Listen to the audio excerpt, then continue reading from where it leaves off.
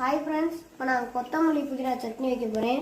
பாருங்கள், இது without oil, எண்ணெயே இல்லாமல் சட்னி வைக்க போகிறேன். பாருங்கள், அப்பப்போ நீங்கள் எண்ணெய் இல்லாமல் சட்னி வச்சிங்கன்னா உடம்புக்கு ரொம்ப நல்லது. கொதிக்கிற தண்ணியில் இப்போ நான் வெள்ளைப்பூடு, வெங்காயம், பச்சை மிளகா போட்டிருக்கேன். இப்போ நான் தக்காளியை போட போகிறேன்.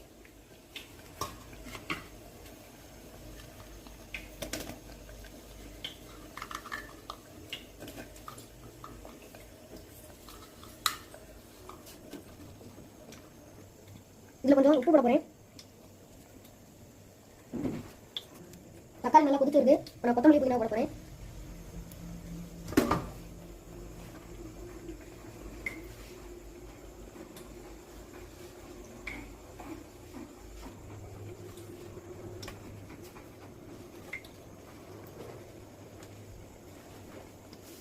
இதை நல்லா மிக்ஸ் பண்ணி விட்டுக்கணும்.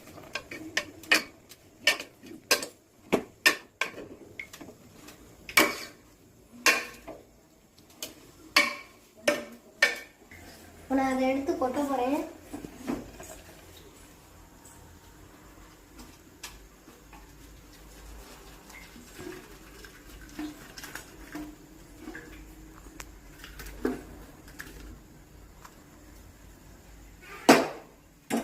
நல்லா ஆறணும்னா மிக்ஸி ஜார்ல போட்டு அரைக்கணும்.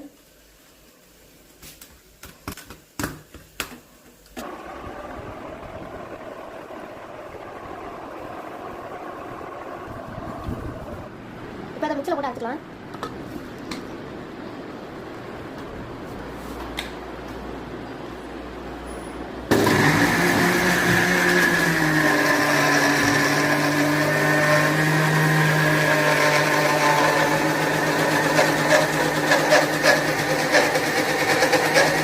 ரெடி ஆயிடுச்சு. இங்கே பாருங்க, சட்னி ரெடி ஆயிடுச்சு.